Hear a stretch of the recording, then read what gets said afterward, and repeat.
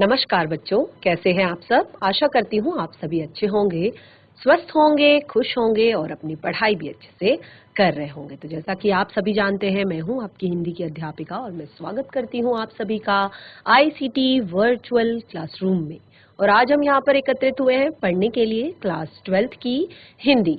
Class 12th की हिंदी में पिछले सेशन में हमने यहाँ पर आलोक धनवा जी की, जो हमारी आरोह पाठ्य पुस्तिका है भाग 2, उसका चैप्टर 2 पाठ 2 काव्यखंड का पाठ 2, जिसमें आलोक धनवा जी द्वारा लिखी गई कविता पतंग यहाँ पर पढ़ी थी। तो ये कविता यहाँ पर आपने देखा कि आलोक धनवा जी की जो पतंग नामक कविता है, उसका तीसरा भाग यहाँ पर दिया गया है। उस भाग को हमने पढ़ा और देखा, पूरा भावार्थ उसका यहाँ पर पढ़ा, समझा और बहुत अच्छे से एक्सप्लेनेशन मैंने आप लोगों को दिया था। बहुत अच्छे से इसका एक समरी मैंने आप लोगों को दी थी। तो आज हम भावार्थ यहाँ पर लिखेंगे, नोट डाउन करेंगे, साथ ही साथ पाठ से जुड़े हुए प्रश्नोत्तर भी आज हम यहाँ पर करेंगे।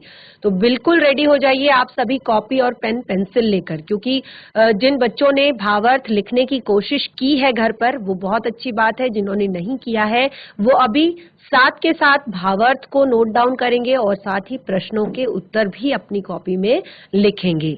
तो हमारा दूसरा चैप्टर है जिसको हम आज कंप्लीट करने वाले हैं। तो बिल्कुल भी लापरवाही नहीं करेंगे। चैप्टर आपका परीक्षाओं की दृष्टि से भी बहुत ज्यादा इम्पोर्टेंट है। अगर जिसने प्रयास किया है भावार्थ लिखने का, जिसका सही है वो नहीं लिखेगा, जिसका थोड़ा भी गड़बड़ है वो भावार्थ लिखेंगे, नोट डाउन करेंगे यहाँ से।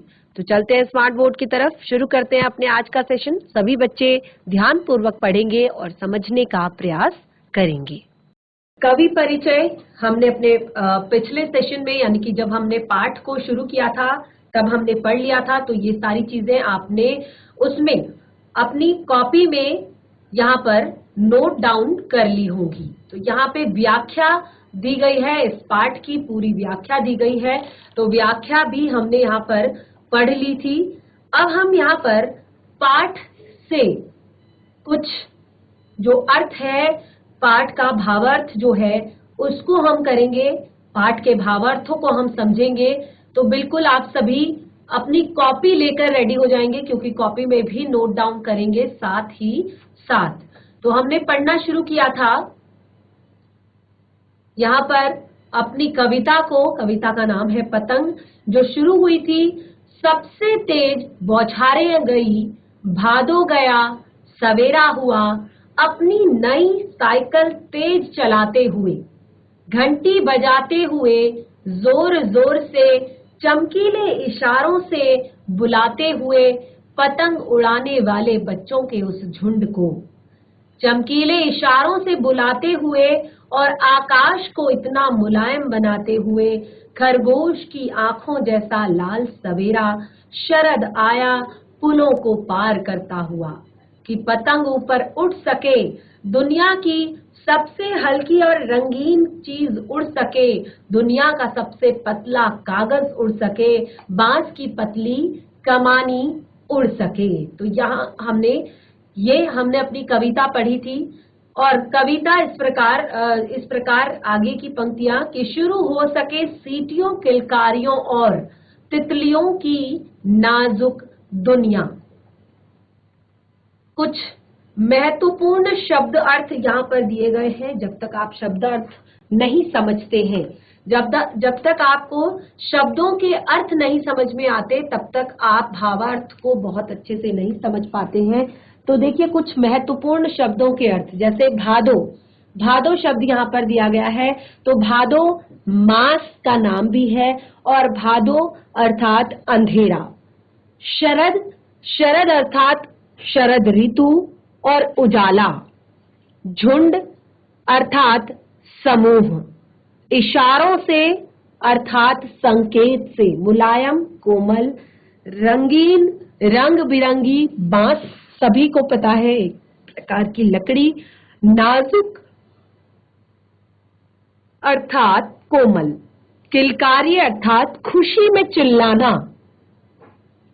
उसके बाद इस तरह से हम प्रसंग लिखेंगे। तो जैसे कि मैं आपको प्रसंग में बार बार एक ही चीज मैं आपको यहाँ पर क्लियर करती हूँ कि प्रस्तुत काव्यांश हमारी पाठ्य पुस्तिका आरोह भाग 2 के पाठ 2 पतंग कविता से ली गई है। इसके कवि या इसके रचयिता आलोक धनवा जी हैं। प्रस्तुत कविता में मौसम के साथ साथ प्रकृति में आने वाले जो परिवर्तनों और बाल मन की सुलभ चेष्टाओं का वर्णन किया गया है। इस प्रकार ये सारी चीजें जब भी हम पाठ को पढ़ना शुरू करते हैं तो मैं सारे प्रसंग को आप लोगों को क्लियर करती हूँ। उसके बाद आप व्याख्या देंगे कि क्या व्याख्या है इन पंक्तियों की। तो इस कविता में आलोक धनवा जी की जो ये कविता है पतंग, इसमें यहाँ पर आलोक धनवा जी ने कहा है कि सबसे तेज बौछारें गई, भादो गया, शरद आया। तो यहाँ पर कवि कहते हैं कि बरसात के मौसम में यानी कि सावन के मौसम में तेज जो बौछारें पड़ती हैं, तेज जो बौछारें आती हैं, वे अब समाप्त हो चुकी हैं। देखिए साथ के साथ नोट डाउन करते रहेंगे बच्चे, क्योंकि भावार्थ हम पहले भी समझ चुके हैं। तो इसको आप नोट डाउन भी करते रहेंगे साथ साथ। जिन बच्चों ने नहीं लिखा है उसको आप नोट डाउन भी करते रहेंगे। तो यहाँ पर जो कवि कहते हैं कि बरसात के मौसम में जो तेज बौछारें पड़ती हैं, जो तेज हवाएं चलती है, जो तेज बौछारें पड़ती हैं, अब वे समाप्त हो गए हैं। और उन्हीं तेज बौछारों के साथ जो भादो माह यानी कि भादो की जो तप्त दिन है, काली रातें हैं, वो भी विदा हो गई है। और साथ ही शरद ऋतु का आगमन हो चुका है और अब शरद ऋतु का प्रकाश फैल चुका है। इस समय सवेरे उगने वाला जो सूरज होता है उसमें खरगोश की आंखों जैसी लालिमा होती है। तो कवि ने शरद ऋतु का मानवीयकरण किया है। यहाँ पर शरद ऋतु का मानवीयकरण किया है और कहा है कि वो अपनी नई चमकीली साइकिल को तेज गति से चलाते हुए, जोर जोर से घंटियां बजाते हुए, जिस प्रकार अगर छोटे बच्चे को कोई नई साइकिल दे दी जाती है तो वो खुशी से बहुत ज्यादा उछल जाता है, खुशी से बहुत ज्यादा पागल हो जाता है और तेजी से साइकिल चलाते हुए, चमकीली तेज साइकिल चलाते हुए, जोर जोर से घंटी बजाते हुए, अलग अलग गलियों को पार करते हुए वो आता है। तो उसी तरह शरद ऋतु का मानवीयकरण किया है और कहा है कि वो अपनी नई चमकीली साइकिल को तेज गति से चलाते हुए, जोर जोर से घंटी बजाते हुए, पुलों को पार करते हुए आ रहा है। वह अपने चमकीले इशारों से पतंग उड़ाने वाले बच्चों के झुंड को बुला रहा है। जो बच्चों का झुंड, पतंग उड़ाने वाला बच्चों का जो झुंड है, उड़ाने वाले जो बच्चों का झुंड है, उनको बुला रहा है। अगर दूसरे शब्दों में कहें तो क्या कहना चाहते हैं कवि यहाँ पर? अब अगर कवि का भाव समझें कि कवि कहना क्या चाहते हैं, कि शरद ऋतु आते ही मन में उत्साह और उमंग का माहौल बन जाता है। देखिए क्या होता है, ग्रीष्म ऋतु में हम गर्मी के कारण कहीं बाहर जाना पसंद नहीं करते, बिल्कुल भी हमें बाहर जाना अच्छा नहीं लगता। हम अपने घर में फैन पंखा चला के, बिल्कुल एसी चला के बैठे रहना पसंद करते हैं, धूप में कहीं जाना पसंद नहीं करते। उसके बाद आती है वर्षा ऋतु। तो वर्षा ऋतु में हर तरफ पानी कीचड़, मतलब ये होता है कि इंसान अगर काम है, जानबूझ के उसको कोई काम है, कहीं पर वो जॉब पे जा रहा है, जरूरी काम से जा रहा है, तो ही उसको बाहर निकलना पसंद होता है। ना ही वो धूप सेकना पसंद करता है, ना ही वो धूप में निकलना पसंद करता है। कपड़े ढंग से नहीं सूखते हैं, कई दिनों तक बारिश होती है, कोई सामान अगर हमें सुखाना है, कोई चीजें, कई बार चीजें खराब भी हो जाती हैं। तो ये सारी चीजें हैं हमारी वर्षा ऋतु की। लेकिन उसके बाद जैसे ही शरद ऋतु आती है तो क्या होता है, लोग सुबह सुबह धूप का इंतजार करते हैं। अरे वाह, धूप निकल गई, आज तो धूप सेकेंगे खूब। खूब चेयर लगाकर धूप में बैठेंगे, बाहर धूप सेकेंगे, तो एक उत्साह, और लोग अपने घूमने की प्लानिंग्स करते हैं क्योंकि मौसम बहुत अच्छा है, धूप निकली हुई है, ना बारिश है, ना तेज हवाएं हैं, ना बादल है, और सुनहरी धूप लगी हुई है। तो बच्चों के अंदर चाहे बड़ों के अंदर एक उत्साह और उमंग का माहौल बन जाता है। और इसी में कवि कहते हैं कि शरद ने आकाश को मुलायम कर दिया है। जहां जहां अभी तक काले काले बादलों से आसमान भरा हुआ था, गरज और चमक से आसमान भरा हुआ था, आज शरद ने आते ही उस आसमान को मुलायम बना दिया है, ताकि अब जो वसंत ऋतु का आगमन होने वाला है, जो वसंत पंचमी आने वाली है, मकर संक्रांति आने वाली है, इस तरह के त्योहार आते हैं ना शरद ऋतु में, तो इन त्योहारों पर बच्चे क्या करते हैं, पतंग उड़ाया करते हैं। तो शरद ऋतु ने आसमान को बहुत ज्यादा मुलायम बना दिया है ताकि वो पतंग ऊपर उड़ सके। ऐसा माहौल बनता है कि दुनिया की सबसे हल्की और रंगीन चीज उड़ सके, यानी कि बच्चों के सबसे पतले कागज व बांस की सबसे पतली कमानी उड़ सके। और इन पतंगों को देखकर बच्चे सीटियां और किलकारियां मारने लगते हैं इस ऋतु में, क्योंकि इसके साथ ही वसंत ऋतु भी आती है। तो इस ऋतु में रंग बिरंगी तितलियां दिखाई देने लगती है। बच्चे भी तितलियों की भांति कोमल और नाजुक होते हैं, उनके मन कोमल होते हैं, निश्चल होते हैं, निस्वार्थ होते हैं, और वो भी उन पतंगों की तरह आगे बढ़ना चाहते हैं, आसमान को छू लेना चाहते हैं और उसमें कहीं खो जाते हैं। तो इस तरह से यहाँ पर जो हमने कविता की पंक्तियां पढ़ी हैं उनका भावार्थ हमने लिखा है, तो आप साथ के साथ नोट डाउन भी कीजिए। देखिए एक्सप्लेनेशन तो हमने पिछले सेशन में भी किया था, तो नोट डाउन भी करते रहेंगे साथ साथ। चलिए, वेरी गुड। जो बच्चे नोट डाउन कर रहे हैं बहुत अच्छी बात है, आपकी स्क्रीन पर दिखाई दे रहा है। फटाफट से जितनी चीजें नोट डाउन हो सकती हैं फटाफट से कीजिए, फिर हम आगे बढ़ेंगे।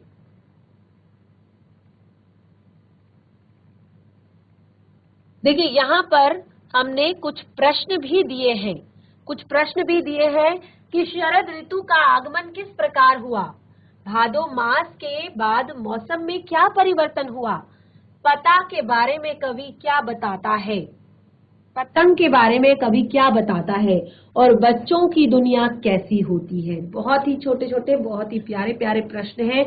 इनको हम जब आपका चैप्टर कंप्लीट हो जाएगा उसके बाद हम कुछ इस तरह के प्रश्न लेंगे, और साथ ही इस तरह के प्रश्न हम तब सॉल्व कर सकते हैं अगर क्लास में आप इंटरेक्शन रखो। क्लास में अगर आप इंटरेक्शन करते हैं तो अगर हम छोटे छोटे प्रश्न यहाँ पर पूछते हैं, चैप्टर आपको बहुत अच्छे से क्लियर हो जाता है। तो इसीलिए बच्चे क्लास में इंटरेक्शन करना है, कुछ भी समझ नहीं आ रहा है वो पूछना है, कोई चीज अगर दोबारा पूछनी है, दोबारा बतानी है, कुछ चीज शेयर करनी है, तो वो सारी बातें आप शेयर कर सकते हैं। आगे बढ़ेंगे। जन्म से ही वे अपने साथ लाते हैं कपास।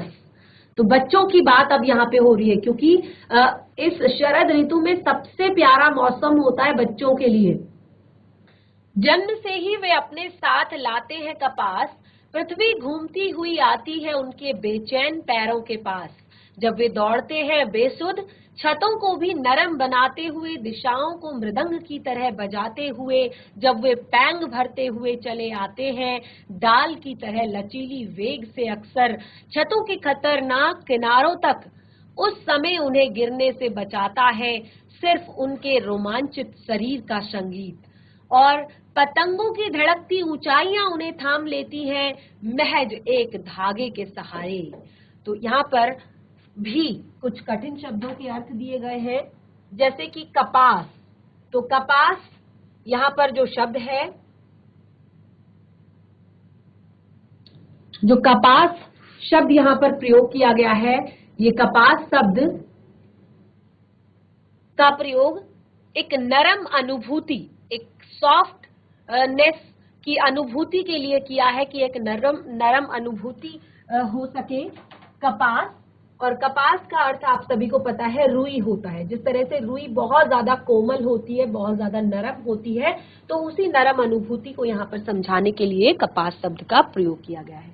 बेसुध होकर अर्थात मस्त होकर, मृदंग की तरह, दिशाओं को मृदंग, तो मृदंग अर्थात ढोल जैसा एक वाद्य यंत्र होता है।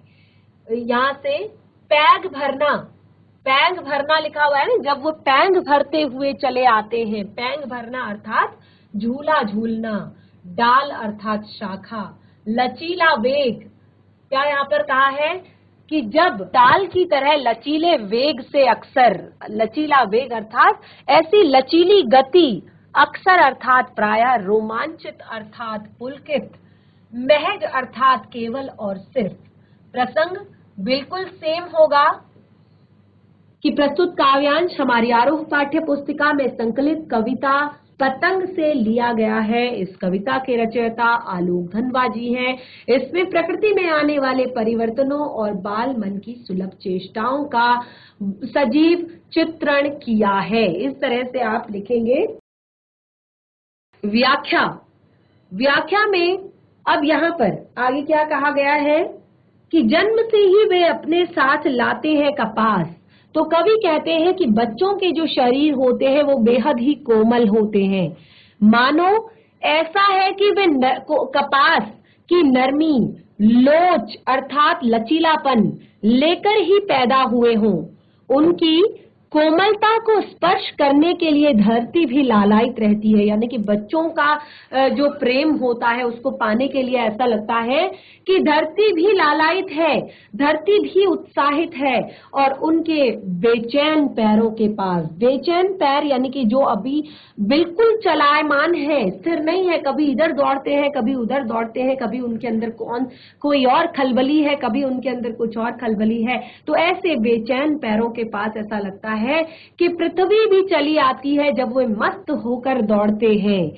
और साथ ही दौड़ते समय कई बार छतों से उनको ठोकर भी नहीं लगती, क्योंकि उनके पैरों से वो छतें भी नरम हो जाती हैं। उनके पद चापों से, यानी कि जब वो दौड़ते हैं तो उनके पद चापों से जो चारों दिशाएं हैं वो भी मृदंग की तरह मीठा स्वर उत्पन्न करती हैं। और पतंग उड़ाते हुए वो झूले की तरह, पैंग की तरह आगे पीछे आते जाते रहते हैं। देखिए, जब बच्चे पतंग उड़ाते हैं तो उन्हें होश नहीं रहता कि वो कहाँ पर जा रहे हैं। कभी कभी उड़ाते उड़ाते वो पीछे की तरफ जाते हैं, कभी पतंग उड़ाते उड़ाते आगे की तरफ जाते हैं। और उनके शरीर में एक डाली की तरह लचीलापन होता है, जैसे वृक्ष की कच्ची डाली होती है ना, तो उसकी तरह लचीलापन होता है। जैसे हवा चलती है तो वृक्ष की डालियां इधर से उधर होने लगती है। और कई बार ऐसा होता है कि पतंग उड़ाते समय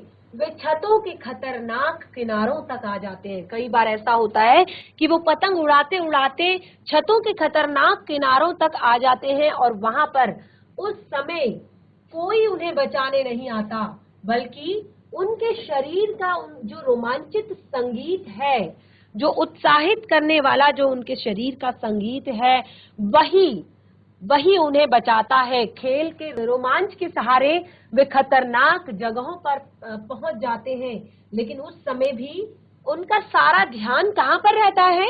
उनका सारा ध्यान उस पतंग की ओर रहता है, उस डोर की तरफ रहता है। और वही डोर, वही उड़ान के सहारे वे ऊंचाई पर ही केंद्रित रहते हैं। और मानो ऐसा लगता है कि इस पतंग की ऊंचाई ने ही उन्हें केवल डोर के सहारे थाम लिया हो। जैसे कई बार वो बिल्कुल ऐसी जगह पे आ जाते हैं जहां से वो गिरने वाले हैं, लेकिन उनका जो पूरा कंसंट्रेशन होता है, पूरा जो ध्यान होता है, वो पतंग और उसकी डोर पर केंद्रित होता है। और उस समय ऐसा लगता है कि ये ऊंची उड़ान और जो ये पतंग की डोर है, उसी ने उन्हें थामा हो, उसी ने उन्हें पकड़ लिया हो, उन्हें गिरने से बचाया है। तो देखिए यहाँ पर जो विशेष बातें हैं, विशेष बातों में जैसे सबसे पहले कि बच्चों की चेष्टाओं का मनोहारी चित्रण किया है, बार बार मानवीकरण, अनुप्रास, उपमा, अलंकारों का सुंदर चित्रण है, खड़ी बोली है, मिश्रित शब्दावली है और पतंग को कल्पना के रूप में चित्रित किया गया है। तो इस तरह से आप यहाँ पर जो ये व्याख्या है ये आप नोट डाउन भी कर सकते हैं, साथ के साथ नोट डाउन कर सकते हैं। जो बच्चे नोट डाउन कर रहे हैं बहुत अच्छी बात है, कॉपी में नोट डाउन करना है, क्योंकि आगे हम पाठ से जुड़े हुए प्रश्नोत्तर करने वाले हैं। चलिए आगे बढ़ते हैं।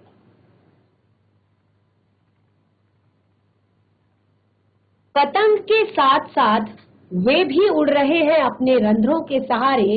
अगर वे कभी गिरते हैं छतों के किनारों से और बच जाते हैं, तब तो वे निडर होकर सुनहले सूरज के समान सामने आते हैं और पृथ्वी तेज घूमती हुई जाती है उनके बेचैन पैरों के पास।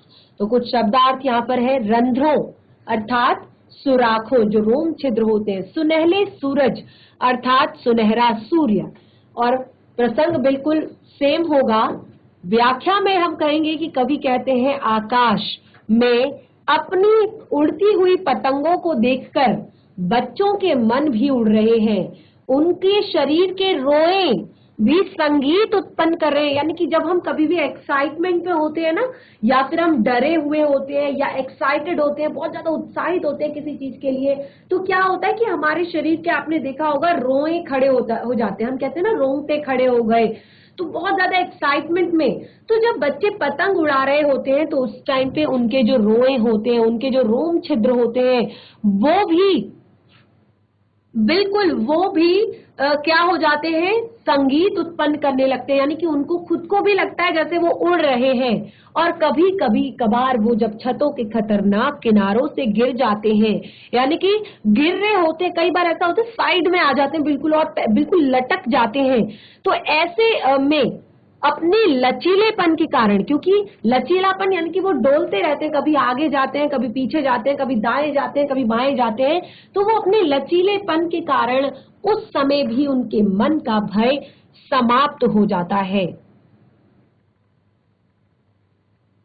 उनके मन का भय समाप्त हो जाता है और वे अधिक उत्साह के साथ सुनहले सूरज के सामने फिर से आ जाते हैं। दूसरे शब्दों में, अगली सुबह, यानी कि कभी ऐसा हो भी जाता है कि वो गिर जाते हैं या गिरने से बच जाते हैं, तो वो डरते नहीं। अगले दिन वो फिर से सूरज के सामने आते हैं और पतंग उड़ाते हैं, और उनकी गति और भी तेज हो जाती है।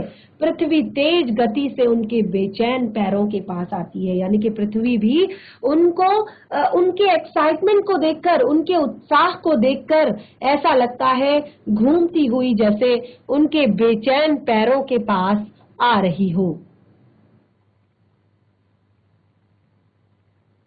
पाठ से जुड़े हुए प्रश्न हम यहाँ पर करेंगे।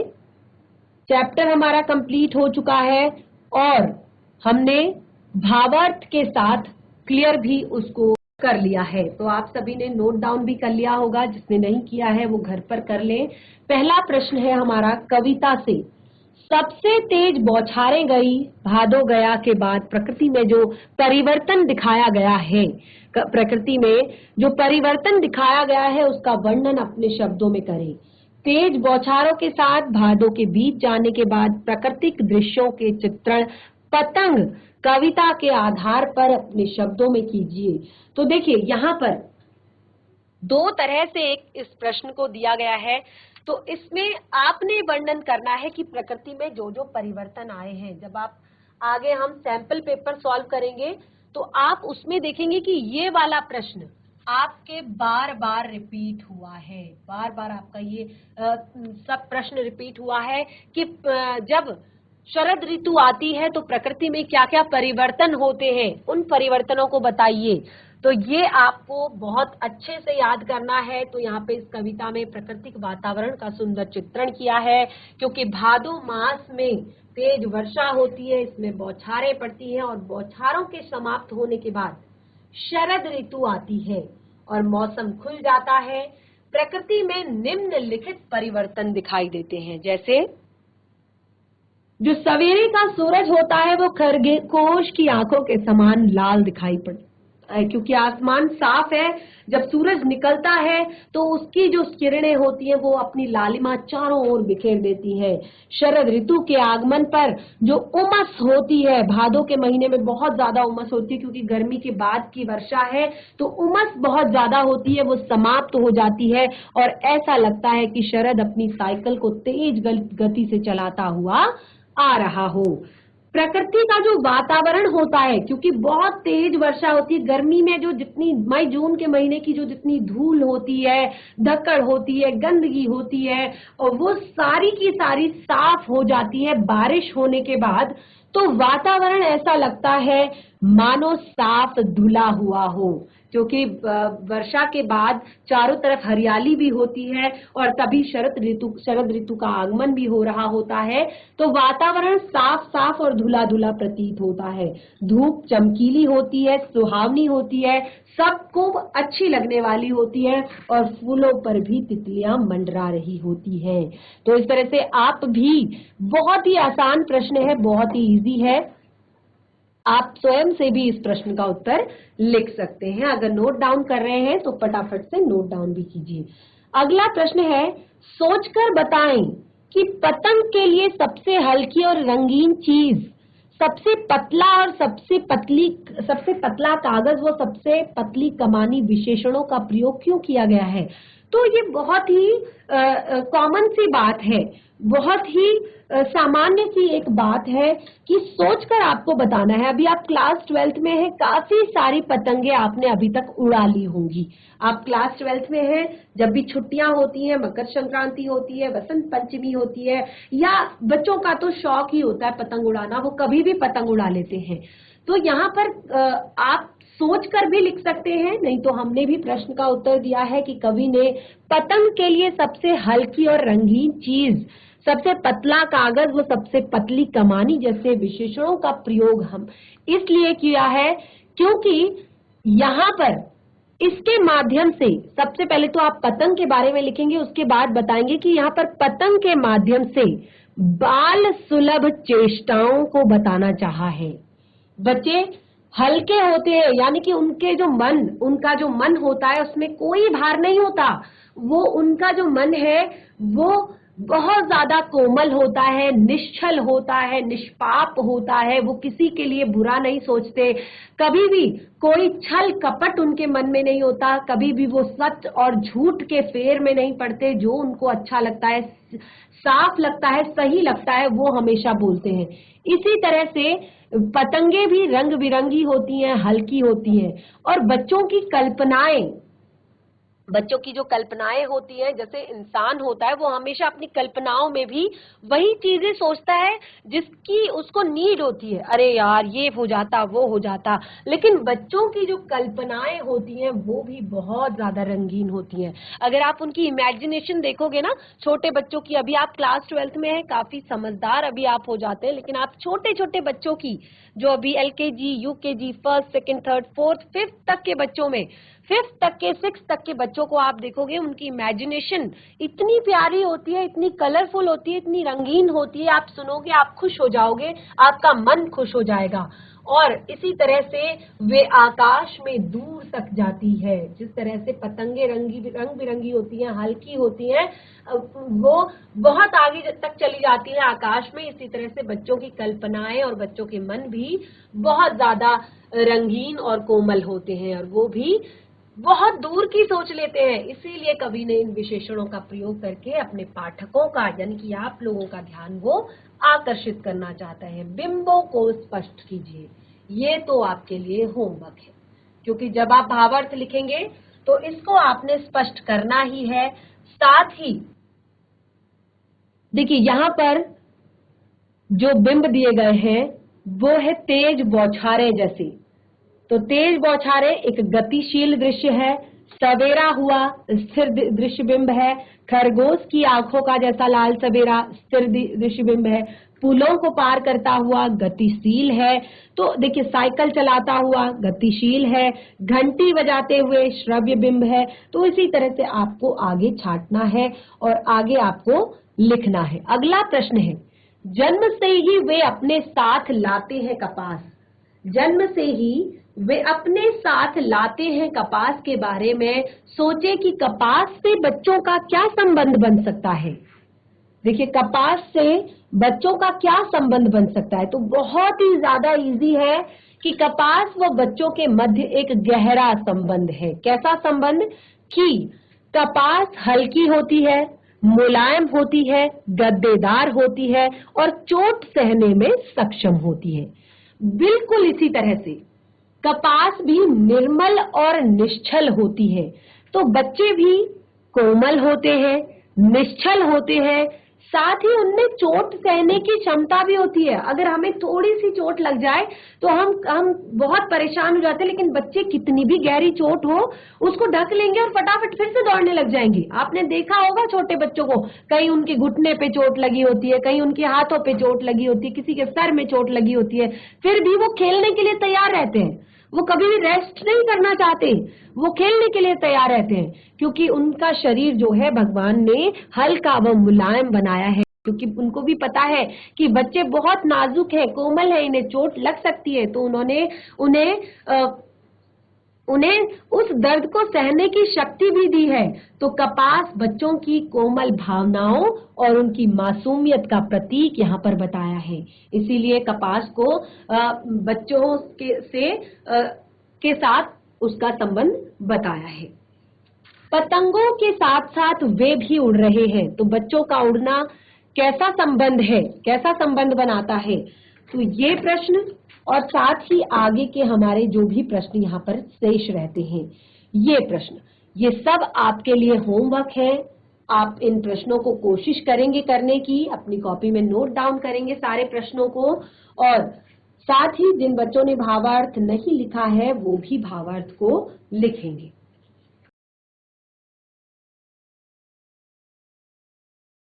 तो बच्चों, आज हमने यहाँ पर आलोक धनवा जी द्वारा लिखी गई कविता पतंग को कंप्लीट कर लिया है।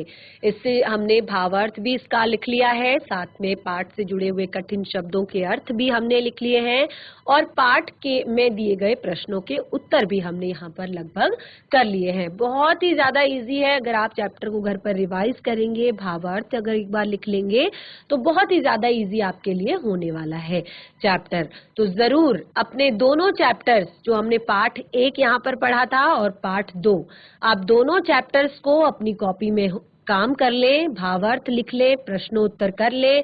दोनों पाठों में से किसी भी पाठ में, किसी भी स्टैंजा में, किसी भी पद में कोई दिक्कत आती है, कोई भावार्थ समझ में नहीं आता है, कोई शब्दार्थ समझ में नहीं आता है, किसी प्रश्न का उत्तर नहीं आ रहा है, तो आप चैट के माध्यम से, डायरेक्टली या सिस्टम के माध्यम से अपनी समस्याएं हमें भेज सकते हैं, और आपकी सारी समस्याओं का समाधान यहाँ से किया जाएगा। तो आशा करती हूँ कि आज का सेशन आपको पसंद आया होगा। हम मिलेंगे अपने नेक्स्ट सेशन में एक नए पाठ के साथ। तब तक के लिए धन्यवाद। आपका दिन शुभ हो।